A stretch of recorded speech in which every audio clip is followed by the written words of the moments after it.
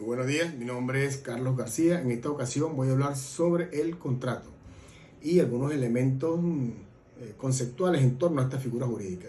Inicialmente puedo decir que algunos elementos históricos, dado pues que en tiempos primitivos y desde el punto de vista antropológico, esta ha sido una manifestación cultural del ser humano en sociedad.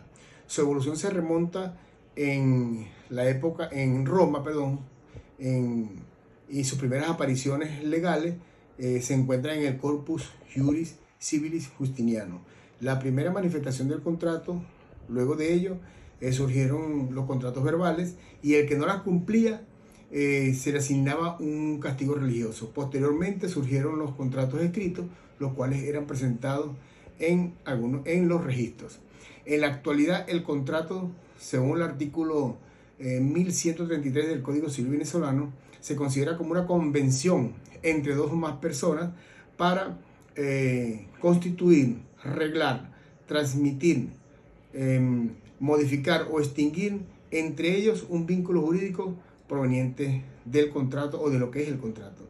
En el artículo 1141 del Código Civil venezolano están unos caracteres de manera general, que son las condiciones requeridas para la existencia del contrato. Entre ellos pues está el consentimiento entre las partes, entre las personas que formarían el contrato, el objeto que puede ser la materia del contrato y las causas jurídicas que viene a ser el blindaje legal en esa figura que se conoce como contrato. Algunos elementos esenciales del contrato están dispuestos en el artículo 1142 del Código Civil venezolano, lo cual indican que el contrato puede ser anulado por incapacidad o por vicio. También la capacidad de las partes indica que pueden ser titulares, tienen sus deberes y tienen sus derechos. La ausencia de vicio, es decir, que no debe haber error, no debe haber violencia derivado de las cláusulas del contrato y por supuesto el dolo. La incapacidad anularía el contrato y la nulidad del contrato relacionado con el tiempo, es decir, los tiempos que están permitidos para darle vigencia al contrato. Los elementos, la voluntad de formación del contrato, en el artículo 1159 del Código Civil, también da cuenta de lo que son los principios de la voluntad, la autonomía. Son el elemento clave para iniciar un contrato. Si no hay voluntad para hacer el contrato, por supuesto que no va a existir. La formación del contrato está claramente prevista en el artículo 1137 del Código Civil y no es más que la formación del consentimiento. Es decir, el consentimiento conduce a la formación del contrato. Si no hay consentimiento entre las partes, no puede existir esa figura. El autor capta el conocimiento de aceptación de la otra parte y se celebra el contrato.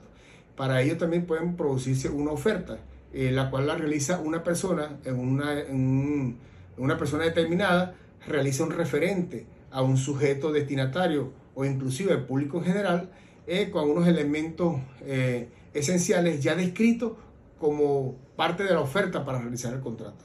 Clases de ofertas según su naturaleza, las ofertas imperfectas o perfectas.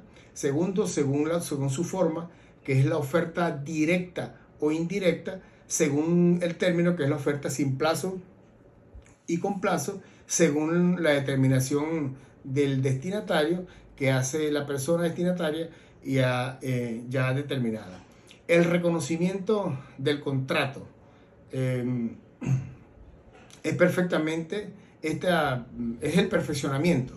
Lo relacionado a esto, pues el perfeccionamiento del contrato es el perfeccionamiento, se consigue cuando se acepta entre las partes la conformidad producida o produciendo el perfeccionamiento, y lo cual está previsto o que se realice en el mismo tenor del Código Civil venezolano. Cláusula penal. En el artículo 1276 del Código Civil venezolano se estipula el carácter accesorio, la cláusula penal como un carácter accesorio, el cual se establece como una sanción generalmente pecuniaria para el caso del incumplimiento o cuando se cumpla defectuosamente una obligación.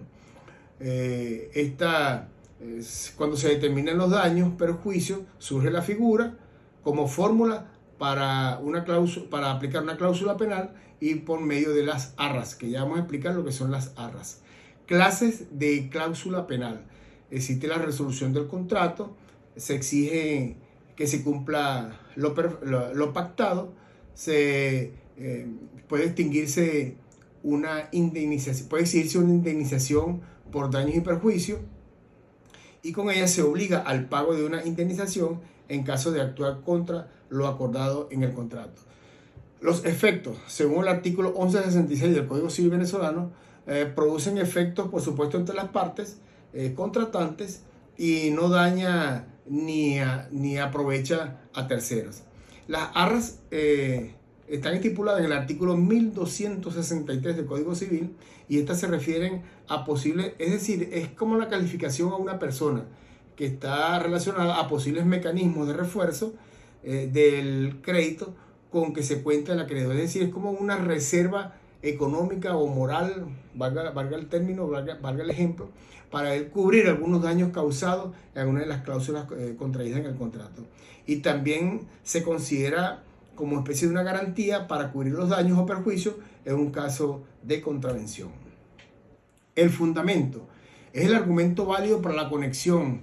Es toda aquella teorización que produzca conectividad o atracción para la otra parte para identificarse con la identidad y similitud en la causa y el objeto para la formación de un contrato. Se trata pues de encontrar la voluntad de las partes o la ley para identificar una dependencia y que justifique la aplicación de los efectos jurídicos comunes entre las partes para la celebración del contrato y que haya acuerdo y haya satisfacción entre ambos. El pago indebido, otro elemento de estas cláusulas, ¿no? Cláusulas penales. El pago indebido, según el artículo 1178 del Código Civil, es el supuesto de un pago de lo indebido. Es aquel que ocurre cuando una persona denominada solvens efectúa un pago a otra persona denominada accipiens, sin tener una causa que le justifique o que lo legitime en la realización de ese pago. La disposición legal están dispuestos desde el artículo 1178 al 1183 del Código Civil venezolano. Y estas son materias legales dispuestas en estos artículos de distintas naturalezas de obligaciones, dado que existen diferentes formas de pago a deudores y acreedores. Es decir, en la misma medida que existen distintas formas de pago, en esa medida existen también distintas formas de artículos para orientar, subsanar ese pago indebido.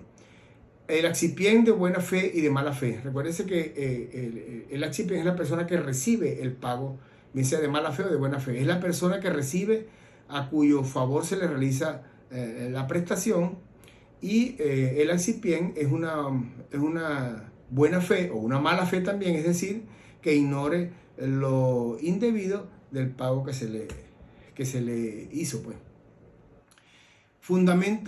Enajenación a título gratuito o a título oneroso.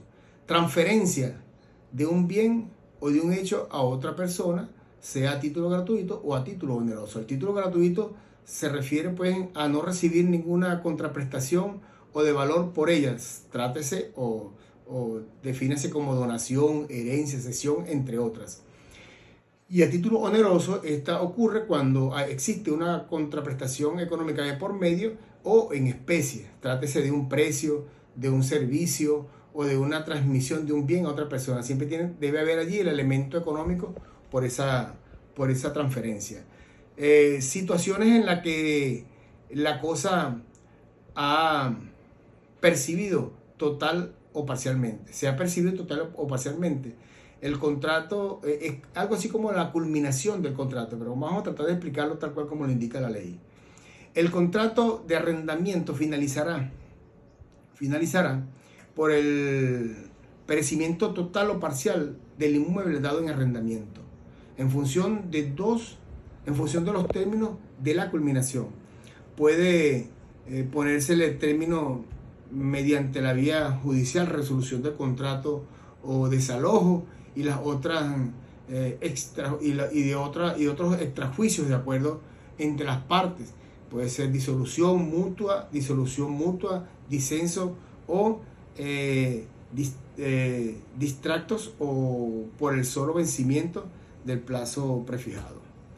La terminación de los contratos puede ser de mutuo disenso, desencuentro entre las partes, el vencimiento del plazo establecido, la manifestación de voluntad por requerir la cosa prestada de una forma urgente, la manifestación por requerir la cosa sin haberse determinado en el contrato.